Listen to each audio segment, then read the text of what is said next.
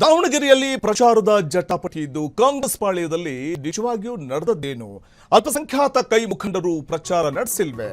ಚುನಾವಣೆ ಮುಗಿದ ಬಳಿಕ ದೋಷಾರೋಪಣೆ ಯಾಕೆ? ಕಾಂಗ್ರೆಸ್ ಪಾಳ್ಯದಲ್ಲಿ ನಿಜವಾಗೂ ನಡೆದಿದ್ದೇನು? ದಾವಣಗೆರೆಯಲ್ಲಿ ಪಕ್ಷ ವಿರೋಧಿ ಕೃತ್ಯ ನಡೆದಿತ್ತು. ಇದೇ ಕಾರಣಕ್ಕೆ ಸ್ವಪಕ್ಷ ಸೋಲಿಸಲು ಯತ್ನಿಸಿದ ಕಾರಣವನ್ನ ಮುಂದಿಟ್ಟುಕೊಂಡು ಕಾಂಗ್ರೆಸ್ನ ಇಬ್ಬರು ನಾಯಕರ ತಲೆದಂಡವಾಗಿರುವಂತಹ ವಿಚಾರವಾಗಿ ಅಷ್ಟಕ್ಕೂ ಅಲ್ಲೇನು ನಡೀತು? ಫಲಿತಾಂಶಕ್ಕೂ ಮುನ್ನ ನಿರೀಕ್ಷಣಾ ಜಾಮೀನು ಪಡೆಯಲು ತಂತ್ರವೇ? ಕಾಂಗ್ರೆಸ್ ಸಾಂಪ್ರದಾಯಿಕ ಮತಗಳು ಸೋರಿಕೆಯಾಗಿವೆಯೇ? ಕಾಣದ ಕೈಗಳು ಚಮತ್ಕಾರವನ್ನ ನಡೆಸಿರಬಹುದಾ ಅನ್ನುವಂಥ ಪ್ರಶ್ನೆ ಉದ್ಭವ ಆಗುವಂತೆ ಮಾಡ್ತಾ ಇದೆ. ರಾಜಕೀಯ ಪಡಸಾಲೆಯಲ್ಲಿ ಆರಂಭವಾಗಿರುವಂತಹ ಬಿಸಿ ಬಿಸಿ ಚರ್ಚೆ ಇದು. ಪ್ರಮುಖವಾಗಿ ದಾವಣಗೆರೆಯಲ್ಲಿ ನಡೆದಂತಹ ಪ್ರಚಾರದ ವಿಚಾರದಲ್ಲಿ ಕಾಂಗ್ರೆಸ್ ಪಾಳ್ಯದಲ್ಲಿ ನಿಜವಾಗಿಯೂ ನಡೆದಿದ್ದಾದರೂ ಏನು? ಅಲ್ಪಸಂಖ್ಯಾತ ಕೈ ಮುಖಂಡರು ಪ್ರಚಾರ ನಡೆಸಿಲ್ವೇ? ಅಲ್ಪಸಂಖ್ಯಾತ ಕೈ ಮುಖಂಡರು ಅದರಲ್ಲೂ ಚುನಾವಣೆ ಮುಗಿದ ಬಳಿಕ ದೋಷಾರೋಪಣೆಯನ್ನ ಅಲ್ಪಸಂಖ್ಯಾತ ಕೈ ಮುಖಂಡರ ಬಗ್ಗೆ ಮಾಡ್ತಾ ಇರುವಂಥದ್ದು ಯಾಕೆ? ಅವರ ಮೇಲೆ ಕ್ರಮವನ್ನು ತೆಗೆದುಕೊಳ್ತಾ ಇರುವಂಥದ್ರ ಕಾರಣ ಏನಿರಬಹುದು? ಕಾಂಗ್ರೆಸ್ ಸಾಂಪ್ರದಾಯಿಕ ಮತಗಳು ಸೋರಿಕೆ ಆಗಿವೆಯಾ? ಇಲ್ಲಿ ಕಾಣದ ಕೈಗಳು ಚಮತ್ಕಾರವನ್ನ ನಡೆಸಿರಬಹುದಾ? ದಾವಣಗೆರೆ ದಕ್ಷಿಣ ಕ್ಷೇತ್ರದ ಉಪಚುನಾವಣೆಯಲ್ಲಿ ಕಾಂಗ್ರೆಸ್ ಪಕ್ಷದ ವಿರುದ್ಧ ಮುಸ್ಲಿಮರ ಬಂಡಾಯಕ್ಕೆ ಪರೋಕ್ಷ ಚಿತಾವಣೆಯನ್ನು ಮಾಡಿದ ಆರೋಪದ ಮೇಲೆ ಈ ಸಂದರ್ಭದಲ್ಲಿ ರಾಜಕೀಯ ಕಾರ್ಯದರ್ಶಿ ಶಾಸಕ ನಜೀರ್ ಅಹಮದ್ ಹಾಗೂ ರಾಜ್ಯ ಕಾಂಗ್ರೆಸ್ ಅಲ್ಪಸಂಖ್ಯಾತ ಘಟಕದ ಅಧ್ಯಕ್ಷ ಶಾಸಕ ಅಬ್ದುಲ್ ಜಬ್ಬಾರ್ ತಲೆದಂಡಕ್ಕೆ ಹೈಕಮಾಂಡ್ ಸೂಚನೆಯನ್ನು ಕೊಟ್ಟಿರೋ ಬೆನ್ನಲ್ಲೇ ಈ ಪ್ರಶ್ನೆಗಳು ಕೂಡ ಉದ್ಭವ ಆಗ್ತಾ ಇರುವಂಥದ್ದು. ಚುನಾವಣೆ ಮುಗಿದ ಬಳಿಕ ಮತದಾನ ಪ್ರಕ್ರಿಯೆ ಮುಗಿದಾಗಿದೆ, ರಿಸಲ್ಟ್ಗೋಸ್ಕರ ವೆಯ್ಟ್ ಮಾಡ್ತಾ ಇರುವಂತಹ ಸಂದರ್ಭದಲ್ಲಿ ಈಗ ಈ ಒಂದು ಕ್ರಮವನ್ನು ತೆಗೆದುಕೊಳ್ಳೋದಕ್ಕೆ ಎಐಸಿಸಿ ಮುಂದಾಗುತ್ತೆ ಅಂತಂದಾಗ ಸಹಜವಾಗಿ ಕಾಡುವಂತಹ ಪ್ರಶ್ನೆ.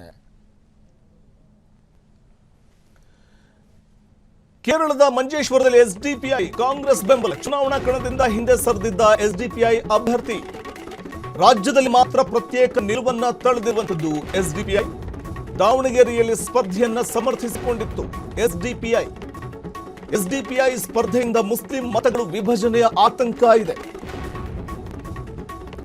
ಕೇರಳದ ಮಂಜೇಶ್ವರದಲ್ಲಿ ಎಸ್ಡಿಪಿಐ ಕಾಂಗ್ರೆಸ್ಗೆ ಬೆಂಬಲ ಕೊಟ್ಟಿದೆ. ಆದರೆ ಇಲ್ಲಿ ಕಾಂಗ್ರೆಸ್ ವಿರುದ್ಧವೇ ಅಲ್ಪಸಂಖ್ಯಾತ ಮತಗಳನ್ನ ಸ್ಪ್ಲಿಟ್ ಮಾಡಲಿಕ್ಕೆ ಮುಂದಾಗಿದೆಯಾ ಎಸ್ಡಿಪಿಐ ಅನ್ನುವಂಥ ಒಂದು ಪ್ರಶ್ನೆ ಉದ್ಭವ ಆಗುತ್ತೆ.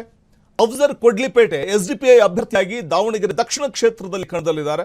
ಹಾಗಾಗಿ ಎಸ್ಡಿಪಿಐ ಇಲ್ಲಿ ಸ್ಪರ್ಧೆ ಮಾಡಿರೋದ್ರಿಂದ ನೋಡಿ, ಅಲ್ಲಿ ಕೇರಳದಲ್ಲಿ ಎಸ್ಡಿಪಿಐ ಮಂಜೇಶ್ವರದಲ್ಲಿ ಕಾಂಗ್ರೆಸ್ ಬೆಂಬಲ ಕೊಡ್ತಾ ಇದೆ. ಆದರೆ ಕರ್ನಾಟಕದ ದಾವಣಗೆರೆ ದಕ್ಷಿಣ ಕ್ಷೇತ್ರದ ಬೈ ಎಲೆಕ್ಷನ್ ಅಲ್ಲಿ ಎಸ್ಡಿಪಿಐ ಪ್ರತ್ಯೇಕ ನಿಲುವನ್ನ ತೆಗೆದುಕೊಂಡಿದ್ದು ಓರ್ವ ಅಭ್ಯರ್ಥಿಯನ್ನ ಕಣಕ್ಕಿಳಿಸಿದೆ. ಅದು ಅಫ್ಜರ್ ಕೊಡ್ಲಿಪೇಟೆ ಕಣದಲ್ಲಿದ್ದಾರೆ ಎಸ್ಡಿಪಿಐ ಅಭ್ಯರ್ಥಿಯಾಗಿ. ಹಾಗಾಗಿ ಇಲ್ಲಿ ಎಸ್ಡಿಪಿಐ ಒಂದಷ್ಟು ಮುಸ್ಲಿಂ ಮತಗಳು ಡೈವರ್ಟ್ ಆಗ್ಲಿಕ್ಕೆ ಅಥವಾ ಸ್ಪ್ಲಿಟ್ ಆಗ್ಲಿಕ್ಕೆ ಕಾರಣ ಆಗಬಹುದಾ ಅನ್ನುವಂಥ ಒಂದಷ್ಟು ಪ್ರಶ್ನೆಗಳು ಕೂಡ ಕಾಡ್ತಿದೆ. ಜಮೀರ್ ವಿರುದ್ಧ ಕ್ರಮ ಎಣಿಸಿದಷ್ಟು ಸುಲಭ ಅಲ್ಲ. ಕೆಸಿ ವೇಣುಗೋಪಾಲ್ಗೆ ಅತ್ಯಂತ ಆಪ್ತರಾಗಿದ್ದಾರೆ ಜಮೀರ್. ಸ್ವಪಕ್ಷವನ್ನ ದಾವಣಗೆರೆಯಲ್ಲಿ ಸೋಲಿಸಲು ಯತ್ನಿಸಿದ್ರು ಅನ್ನುವಂತಹ ಕಾರಣಕ್ಕೆ ಕಾಂಗ್ರೆಸ್ನ ಇಬ್ಬರು ನಾಯಕರ ತಲೆದಂಡ ಮಾಡುವುದಕ್ಕೆ ಕಾಂಗ್ರೆಸ್ ಹೈಕಮಾಂಡ್ ಸೂಚನೆಯನ್ನ ಕೊಟ್ಟಿದೆ. ಆದ್ರೆ ಜಮೀರ್ ಮೇಲೂ ಕೂಡ ತೂಗುಗತ್ತಿ ನೇತಾಡ್ತಾ ಇದೆ ಅನ್ನುವಂಥದ್ದು ಕೇಳಿ ಬರ್ತಾ ಇದೆ. ಆದ್ರೆ ಅಂದುಕೊಂಡಂತೆ ಕೆಸಿ ವೇಣುಗೋಪಾಲ್ಗೆ ಆಪ್ತರಾಗಿರುವ ಜಮೀರ್ ಅವರ ಮೇಲೆ ಶಿಸ್ತು ಕ್ರಮ ತೆಗೆದುಕೊಳ್ಳುವುದು ಅಷ್ಟು ಸುಲಭ ಅಲ್ಲ. ವೇಣುಗೋಪಾಲ್ ಸೂಚನೆಯಂತೆ ಕೇರಳದಲ್ಲಿ ಪ್ರಚಾರ ಮಾಡಿದ್ದಾರೆ ಜಮೀರ್. 10 ಜಿಲ್ಲೆಗಳ ಉಸ್ತುವಾರಿಯನ್ನು ವಹಿಸಿಕೊಂಡಿದ್ರು. ಸ್ಟಾರ್ ಪ್ರಚಾರಕರ ಪಟ್ಟಿಯಲ್ಲಿ ಸ್ಥಾನವನ್ನು ಪಡೆದಿದ್ರು ಜಮೀರ್. ಹಾಗಾಗಿ ಜಮೀರ್ ವಿರುದ್ಧ ಕ್ರಮವನ್ನ ಏನಾದರೂ ಎಐಸಿಸಿ ತೆಗೆದುಕೊಳ್ಳುವುದಕ್ಕೆ ಮುಂದಾದ್ರೆ ಅದು ಅಷ್ಟು ಸುಲಭ ಅಲ್ಲ. ಹೇಳಿಕೆಳಿ ಕೆಸಿ ವೇಣುಗೋಪಾಲ್ ಅವರ ಆಪ್ತ ಬಳಗದಲ್ಲಿ ಗುರುತಿಸಿಕೊಂಡಿರುವಂತವರು ಜಮೀರ್. ಕ್ಷಣ ಕ್ಷಣದ ಸುದ್ದಿಗಳಿಗಾಗಿ ಫ್ರೀಡಂ ಟಿವಿ ಸಬ್ಸ್ಕ್ರೈಬ್ ಮಾಡಿ, ಲೈಕ್ ಮಾಡಿ ಹಾಗೂ ಫಾಲೋ ಮಾಡಿ. ಹೊಸ ಸುದ್ದಿಗಳ ನೋಟಿಫಿಕೇಶನ್ಗಾಗಿ ಬೆಲ್ ಐಕಾನ್ ಮೇಲೆ ಕ್ಲಿಕ್ ಮಾಡಿ. ಉಂಟು ಅಂದ್ರೆ ಜಮೀರ್ ಒಬ್ಬ ಸ್ಟಾರ್ ಪ್ರಚಾರಕರ ಪಟ್ಟಿಯಲ್ಲಿದ್ದು ಸುಮಾರು 10 ಕ್ಷೇತ್ರಗಳಲ್ಲಿ ತಾವು ಕಾಲಿಗೆ ಚಕ್ರ ಕಟ್ಟಿಕೊಂಡಂತೆ ಚುನಾವಣಾ ಪ್ರಚಾರದ ಅಖಾಡದಲ್ಲಿ ಪ್ರಚಾರ ಕಾರ್ಯದಲ್ಲಿ ನಿರತರಾಗಿದ್ದರು ಕೇರಳದಲ್ಲಿ. ಮತ್ತು ಅವರ ಪ್ರಚಾರದ ವೈಖರಿ ಕೆಸಿ ವೇಣುಗೋಪಾಲ್ ಅವರ ಮೆಚ್ಚುಗೆಗೂ ಕೂಡ ಕಾರಣವಾಗಿತ್ತು. ಹಾಗಾಗಿ ಅವರ ಮೇಲೆ ಕ್ರಮ ತೆಗೆದುಕೊಳ್ಳುವುದು ಅಷ್ಟು ಸುಲಭವೇ ಅನ್ನುವಂಥ ಪ್ರಶ್ನೆ ಕೂಡ ಉದ್ಭವ ಆಗ್ತಿದೆ. ಈ ಕುರಿತಾಗಿ ಹೆಚ್ಚಿನ ಮಾಹಿತಿನ ಪಡೆಯೋಣ. ನ್ಯೂಸ್ ಡೆಸ್ಕ್ ಇಂದ ನೇರ ಸಂಪರ್ಕದಲ್ಲಿದ್ದಾರೆ ನಮ್ಮ ಪ್ರತಿನಿಧಿ ಸಾಹಿಲ್. ಒಂದು ಕಡೆ ದಾವಣಗೆರೆ ದಕ್ಷಿಣ ಕ್ಷೇತ್ರದ ಚುನಾವಣೆಯ ಒಂದು ವಿಚಾರ ನಾವು ತೆಗೆದುಕೊಳ್ಳೋದಾದ್ರೆ, ಕೇರಳದಲ್ಲಿ ಎಸ್ಡಿಪಿಐ ಕಾಂಗ್ರೆಸ್ ಸಪೋರ್ಟ್ ಮಾಡ್ತಿದೆ. ಆದರೆ ಎಸ್ಡಿಪಿಐ ಅಭ್ಯರ್ಥಿ ದಾವಣಗೆರೆಯಲ್ಲಿ ಸಪರೇಟ್ ಅವರೇ ನಿಂತ್ಕೊಂತಾ ಇರೋದ್ರಿಂದ ಮುಸ್ಲಿಂ ಮತಗಳು ಸ್ಪ್ಲಿಟ್ ಆಗುವಂತ ಸಾಧ್ಯತೆ ಇದೆ. ಈ ವೈರುಧ್ಯ ಎಸ್ಡಿಪಿಐ ಯಾಕೆ ಬಂತು ಅಂತ ವಸಂತ, ತಮ್ಮ ಈ ಪ್ರಶ್ನೆಗೆ ಉತ್ತರ ಕೊಡಬೇಕು ಅಂದ್ರೆ ಕೇರಳದ ರಾಜಕೀಯ ವಾತಾವರಣಕ್ಕೂ ಕರ್ನಾಟಕದ ರಾಜಕೀಯ ವಾತಾವರಣಕ್ಕೂ ಅಜಗಜಾಂತರ ವ್ಯತ್ಯಾಸಗಳಿದ್ದಾವೆ, ರಾತ್ರಿ ಹಗಲು ವ್ಯತ್ಯಾಸಗಳಿದ್ದಾವೆ. ಕೇರಳದಲ್ಲಿ ಸರೆಂಡರ್ ಆದಂತೆ ಕರ್ನಾಟಕದಲ್ಲಿ ಎಸ್ಡಿಪಿಐಗೆ ಸರೆಂಡರ್ ಆಗುವ ಅವಶ್ಯಕತೆಯೂ ಇರಲಿಲ್ಲ, ಅದು ಅನಿವಾರ್ಯತೆ ಆಗಿರಲಿಲ್ಲ. ದಾವಣಗೆರೆ ದಕ್ಷಿಣದಲ್ಲಿ ಒಂದು ವೇಳೆ ಜಬ್ಬಾರಿಗೋ ಅಥವಾ ಪೈಲ್ವಾನಿಗೋ ಟಿಕೆಟ್ ಕೊಟ್ಟಿದ್ದೇ ಆದಲ್ಲಿ ಬಹುಶಃ ಎಸ್ಡಿಪಿಐ ತನ್ನ ಸ್ಥಾನವನ್ನು ಹಿಂಪಡೆಯುವ ಸಾಧ್ಯತೆಗಳಿತ್ತು. ಆದರೆ ದಾವಣಗೆರೆ ದಕ್ಷಿಣದಲ್ಲಿ ಈ ತರಹದೊಂದು ಸಿನಾರಿಯೋ ಕ್ರಿಯೇಟ್ ಆಗಲಿಲ್ಲ.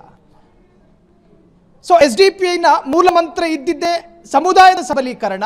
ಸೊ ಕೇರಳದಲ್ಲಿ, ಅದರಲ್ಲೂ ಕೂಡ ಮಂಜೇಶ್ವರದಲ್ಲಿ ಅವರು ಹಿಂಪಡೆಯೋದಕ್ಕೆ ಕಾರಣ ಇದ್ದಿದ್ದು ಕೂಡ ತನ್ನದೇ ಕಮ್ಯುನಿಟಿಯ ಒಬ್ಬ ವ್ಯಕ್ತಿ ಇಲ್ಲಿ ನಿಂತುಕೊಳ್ಳುವುದರಿಂದ ನಾವು ನಿಂತುಕೊಂಡು ಆತನ ಸೋಲಿಗೆ ಕಾರಣ ಆಗುವುದಕ್ಕಿಂತಲೂ ನಾವು ಹಿಂದೆ ಸರಿದು ಆತನನ್ನು ಜಯಿಸೋಣ, ಈ ಸಿದ್ಧಾಂತದ ಅಡಿಯಲ್ಲಿ ಕೇರಳದಲ್ಲಿ ಅವರು ಶರಣಾಗತಿ ಆದರು. ಆದರೆ ಅದು ಕರ್ನಾಟಕದಲ್ಲಿ ಅವರಿಗೆ ಅವಶ್ಯಕತೆಯೂ ಇರಲಿಲ್ಲ, ಅದು ಅನಿವಾರ್ಯತೆಯೂ ಇರಲಿಲ್ಲ. ವಸಂತ್, ಮತ್ತೊಂದು ಕಡೆ ಈ ಸ್ವಪಕ್ಷವನ್ನ ಸೋಲಿಸಲು ಯತ್ನಿಸಿದ್ರು ಅನ್ನುವಂತಹ ಕಾರಣಕ್ಕೆ ಅಲ್ಪಸಂಖ್ಯಾತ ಸಮುದಾಯದ ಇಬ್ಬರು ಮುಖಂಡರ ತಲೆದಂಡಕ್ಕೆ ಎಐಸಿಸಿಯ ಸೂಚನೆ ಕೊಟ್ಟಿದೆ. ಸೊ ಇದ್ರ ಬೆನ್ನಲ್ಲೇ ಈಗಾಗಲೇ ಮತದಾನ ಮುಗಿದಿದೆ, ರಿಸಲ್ಟ್ಗೋಸ್ಕರ ವೆಯ್ಟ್ ಮಾಡ್ತಾ ಇರುವಂತಹ ಸಂದರ್ಭದಲ್ಲೇ ಇಂತಹ ಒಂದು ಶಿಸ್ತುಕ್ರಮದ ಅಗತ್ಯ ಇತ್ತ ಅನ್ನುವಂಥ ಒಂದು ಪ್ರಶ್ನೆ. ಮತ್ತೊಂದು ಕಡೆ ಇದೇ ರೀತಿ ಜಮೀರ್ ಮೇಲೂ ಕೂಡ ಆಕ್ಷನ್ ತೆಗೆದುಕೊಳ್ಳುವಂತ ಸಾಧ್ಯತೆ ಇದೆಯಾ, ಅದು ಅಂದುಕೊಂಡಷ್ಟು ಸುಲಭನಾ ಅಂತ?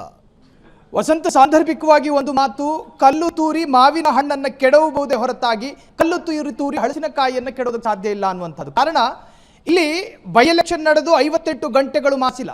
ಅಷ್ಟೊತ್ತಿಗಾಗಲೇ ಸಲೀಂ ಅಹಮದ್ ಪ್ರತ್ಯಕ್ಷಗೊಳ್ತಾರೆ, ರಿಜ್ವಾನ್ ಅರ್ಷದ್ದು, ಇನ್ನು ಶಿಗ್ಗಾವಿಯ ಶಾಸಕರು ಪಠಾಣು, ಇವರೆಲ್ಲರೂ ಯಾರ ಬಣದವರು ಅಂತ ಕೇಳಿದ್ರೆ ಕಾಂಗ್ರೆಸ್ಸಿನ ಸಾಮಾನ್ಯ ಕಾರ್ಯಕರ್ತರು ಹೇಳ್ತಾರೆ ಇವರೆಲ್ಲರೂ ಕೂಡ ಡಿಕೆ ಬಣದವರು ಅಂತ. ಸೊ ಏಕಾಏಕಿ ಪತ್ರಿಕಾಗೋಷ್ಠಿಯನ್ನು ಕರೆಯಲಾಗುತ್ತೆ. ಅದಾದ ನಂತರ ಹುನ್ನಾರ ಎನ್ನುವಂತಹ ಪದ, ಷಡ್ಯಂತ್ರ ಎನ್ನುವಂತಹ ಪದ ಈ ಪತ್ರಿಕಾಗೋಷ್ಠಿಯಲ್ಲಿ ಪ್ರಯೋಗ ಆಗುತ್ತೆ. ಸೊ ಈ ಕಾರಣಗಳನ್ನ ಇಟ್ಟುಕೊಂಡು ಸಮುದಾಯದ ಒಬ್ಬ ಮಾಸ್ ಲೀಡರ್ ಅನ್ನ ಕೆಡವಬಹುದು ಅಂದುಕೊಂಡ್ರೆ ಅದು ಭ್ರಮೆ ಅನ್ನುವಂಥದ್ದು ಈಗ ಕಾಂಗ್ರೆಸ್ನ ಬಂಗಲೆಯಲ್ಲಿ ಕೇಳಿ ಬರ್ತಾ ಇರ್ತಕ್ಕಂಥ ಅಭಿಪ್ರಾಯ. ಇನ್ನು ಬಿಜೆಡ್ ಜಮೀರ್ ಅಹಮದ್ ಖಾನ್ ದಾವಣಗೆರೆ ದಕ್ಷಿಣ ಆಗಿರಲಿ ಅಥವಾ ಬಾಗಲಕೋಟೆಯ ಬೈ ಎಲೆಕ್ಷನ್ ಆಗಿರಲಿ, ಈ ಎರಡೂ ಕ್ಷೇತ್ರಗಳ ಗ್ರೌಂಡ್ ರಿಪೋರ್ಟ್ ಆಧರಿಸಿ ಹುನ್ನಾರ ಷಡ್ಯಂತ್ರ ಮಾಡಿದ್ದಾರೆ ಎನ್ನುವಂತಹ ಶಂಕೆಯನ್ನು ಮುಂದಿಟ್ಟುಕೊಂಡು ಅವರನ್ನ ನೀವು ರಾಜೀನಾಮೆಗೆ ಒತ್ತಾಯಪಡಿಸೋದಾದ್ರೆ ಖಂಡಿತವಾಗ್ಲೂ ಅದು ಕಾಂಗ್ರೆಸ್ನಲ್ಲಿ ಸಾಧ್ಯ ಇಲ್ಲ. ಅದೊಂದು ಹಾರಿಬಲ್ ಚಾಲೆಂಜ್ ಆಗಿ ಮಾರ್ಪಡಬಹುದು. ಕಾರಣ ಬಿಜೆಡ್ ಜಮೀರ್ ಅಹಮದ್ ಖಾನ್ ತಳಹಂತದಿಂದಲೂ ಸಮುದಾಯದ ಹಿಡಿತವನ್ನು ಇಟ್ಕೊಂಡಿರುವಂತಹದ್ದು. ಇನ್ನು ಬಿಜೆಡ್ ಜಮೀರ್ ಅಹಮದ್ ಖಾನ್ ಒಬ್ಬ ಪ್ರಭಾವಿ ಮಿನಿಸ್ಟರ್, ಜೊತೆಗೆ ಆರ್ಥಿಕ ಸ್ಥಿತಿಯಲ್ಲೂ ಕೂಡ ಗಟ್ಟುಮುಟ್ಟಾಗಿರ್ತಕ್ಕಂಥ ಒಬ್ಬ ಮಿನಿಸ್ಟರ್. ಪಕ್ಷಕ್ಕೆ ಅವರ ಆರ್ಥಿಕ ಬಲ, ಜೊತೆಗೆ ಅವರು ಸಿದ್ದರಾಮಯ್ಯರ ಪರಮಾಪ್ತರು.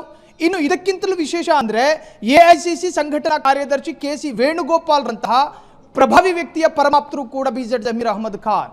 ಸೊ ಈ ಎಲ್ಲ ಕಾರಣಗಳನ್ನು ಮುಂದಿಟ್ಟುಕೊಂಡಾಗ ಈಗ ಕೇಳಿ ಬರ್ತಾ ಇರತಕ್ಕಂತಹ ಈ ಒತ್ತಡ ಅಥವಾ ರಾಜೀನಾಮೆ ಕೊಡಬೇಕು ಎನ್ನುವಂತಹ ಈ ಹೇರಿಕೆ ಏನಿದಾವೋ ಇದು ಅತ್ಯಂತ ದುರ್ಬಲ ಅಂತ ಕರೆಸಿಕೊಳ್ಳುತ್ತೆ ವಸಂತ್. ಇನ್ನು ನಿಮಗೆ ಕರ್ನಾಟಕದ ಸ್ಟಾರ್ ಪ್ರಚಾರಕರ ಪೈಕಿ ಅಗ್ರಗಣ್ಯದಲ್ಲಿ ಬರೋದು DK ಶಿವಕುಮಾರ್ ಆದರೂ ಕೂಡ ಅದಾದ ನಂತರದ ಪಾಳಿಯಲ್ಲಿ ಬಿಜೆಡ್ ಜಮೀರ್ ಅಹಮದ್ ಖಾನ್ ಅವರು ಕಾಣಿಸಿಕೊಳ್ತಾರೆ.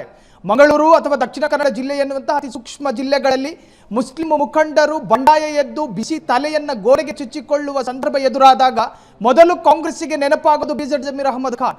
ನೀನಲ್ಲಿ ಹೋಗು, ನಿಮ್ಮ ಕಮ್ಯುನಿಟಿಯನ್ನು ಕನ್ವಿನ್ಸ್ ಮಾಡು. ಬಿಜೆಡ್ ಜಮೀರ್ ಅಹಮದ್ ಖಾನ್ ರವರ ಒಂದು ಹೇಳಿಕೆ ಅಥವಾ ಒಂದು ಮಾತು ಒಂದು ಸಮುದಾಯವನ್ನ ಅಥವಾ ಸಮುದಾಯದ ನಿರ್ಧಾರವನ್ನ ಬದಲಿಸುತ್ತೆ ಎನ್ನುವುದಾದರೆ ಆ ತರಹದೊಬ್ಬ ನಾಯಕನನ್ನ ರಾಜೀನಾಮೆ ಕೊಡಿಸೋದಕ್ಕೆ ಪ್ರಯತ್ನಗಳು ಮಾಡಿದ್ದೆ ಅದೆಲ್ಲ ಅದು ಸಫಲ ಕಾಣುತ್ತಾ ಅನ್ನೋ ಪ್ರಶ್ನೆಗಳು ಕೂಡ ಈ ಕ್ಷಣದವರೆಗೂ ಕಾಡ್ತಾ ಇದೆ. ವಸಂತ, ಧನ್ಯವಾದ ತಮ್ಮ ಮಾಹಿತಿಗಾಗಿ ಮುಸ್ತಫಾ. ಕ್ಷಣ ಕ್ಷಣದ ಸುದ್ದಿಗಳಿಗಾಗಿ ಫ್ರೀಡಂ ಟಿವಿ ಸಬ್ಸ್ಕ್ರೈಬ್ ಮಾಡಿ, ಲೈಕ್ ಮಾಡಿ ಹಾಗೂ ಫಾಲೋ ಮಾಡಿ. ಹೊಸ ಸುದ್ದಿಗಳ ನೋಟಿಫಿಕೇಶನ್ಗಾಗಿ ಬೆಲ್ ಐಕಾನ್ ಮೇಲೆ ಕ್ಲಿಕ್ ಮಾಡಿ.